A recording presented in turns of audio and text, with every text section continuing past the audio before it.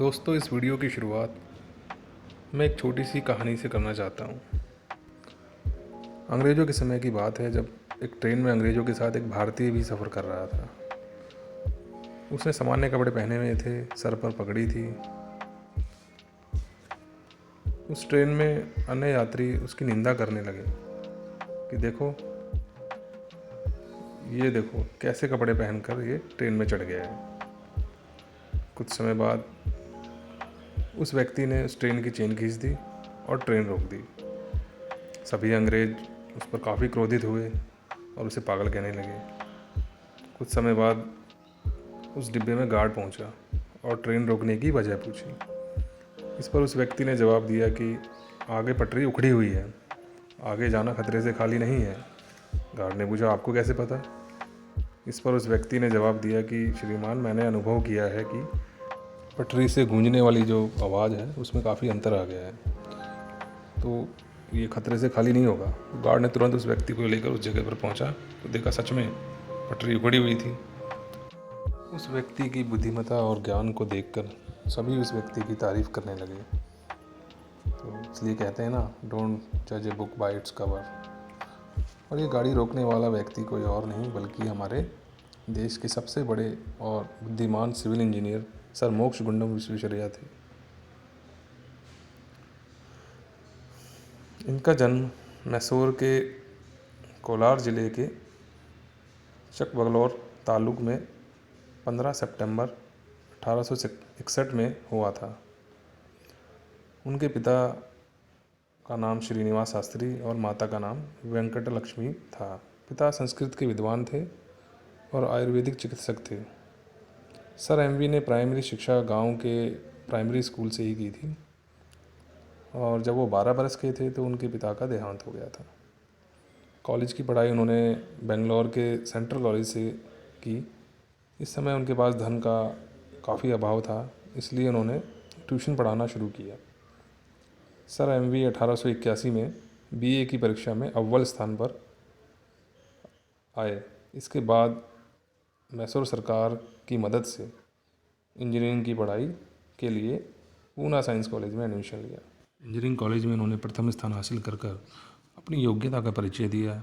इस उपलब्धि के चलते महाराष्ट्र सरकार ने उन्हें नासिक में सहायक अभियंता का पद नियुक्त किया, जहां उन्होंने अपनी लगन और मेहनत से काम किया, जिससे उनकी ख्याति बढ़ने लगी।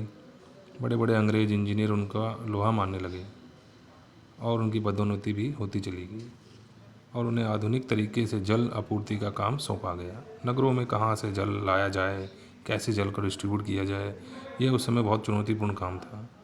सिंधु उस समय भारत का ही हिस्सा था। उन्होंने सिंधु नदी के आसपास के कस्बों में पानी पूर्ति करने का प्लान बनाया। उनका ये प्लान सभी इंजीनियरों को बहुत पसंद आया। सरकार ने सिंचाई विभाग दुरुस्त करने के लिए एक समिति का गठन किया, जिसका हेड सर एमवी को बनाया गया। इसके बाद उन्होंने एक नए सिस्टम को ईजाद किया, जिसमें उन्होंने स्टील के दरवाजे बनवाए जो बांध से पानी के प्रवाह को रोकने में मदद करता था। उनके इस सिस्टम की प्रशंसा सभी ब्रिटिश अधिकारियों ने दिल खोल के की। आज ये सिस्टम पूरे वर्ल्ड में यूज़ हो रहा है। इसके बाद उन्होंने मैसूर का चीफ इंजीनियर बना दिया गया और मोक्षगुंडम विश्वेश्वरैया सर अब एमवी के नाम से जाने जाने लगे। उस समय राज्य की हालत काफ़ी ख़राब थी। सर एमवी लोगों की बेसिक नीड जैसे कि एजुकेशन, अनएम्प्लॉयमेंट, गरीबी, बीमारी आदि को लेकर चिंतित रहते थे। फैक्ट्री और खेती की उन्नत सिंचाई तकनीक नहीं होने के कारण राज्य का विकास नहीं हो पा रहा था। इन सब समस्याओं के समाधान के लिए उन्होंने मैसूर में कृष्णादास सागर डैम का निर्माण करवाया। कृष्णादास सागर डैम के निर्माण के दौरान देश में सीमेंट नहीं बनता था। इसके लिए इंजीनियरों ने मोर्टार तैयार किया जो सीमेंट से ज़्यादा मजबूत होता था। तो सन 1912 में सर एमवी को मैसूर के महाराजा ने दीवान यानी कि मुख्यमंत्री नियुक्त कर दिया गया। सर एमवी शिक्षा का महत्व जानते थे, इसलिए उन्होंने मैसूर में 7,000 नए स्कूलों का निर्माण करवाया। लड़कियों के लिए अलग से हॉस्टल और कई इंजीनियरिंग कॉलेज और एग्रीकल्चर कॉलेज व प्रौद्योगिक कॉलेज खुलवाए। वह उद्योगों को देश की जान मानते थे, इसलिए उन्होंने पहले से मौजूद उद्योगों जैसे सिल्क, मेटल आदि को जापान और इटली की मदद से अधिक विकसित किया। भारत को आर्थिक व अभियांत्रिक रूप से मजबूत बनाने में सर एमवी का अहम योगदान है। सन 1955 में उन्हें भारत रत्न से सम्मानित किया गया और भारत में उनका जन्मदिन अभियंता दिवस के रूप में मनाया जाता है।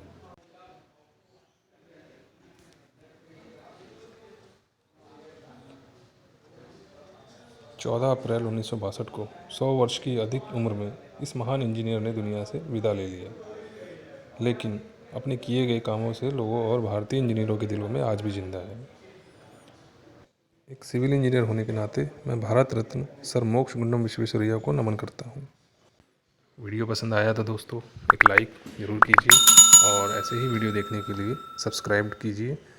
आपका बहुत बहुत शुक्रिया। Thank you.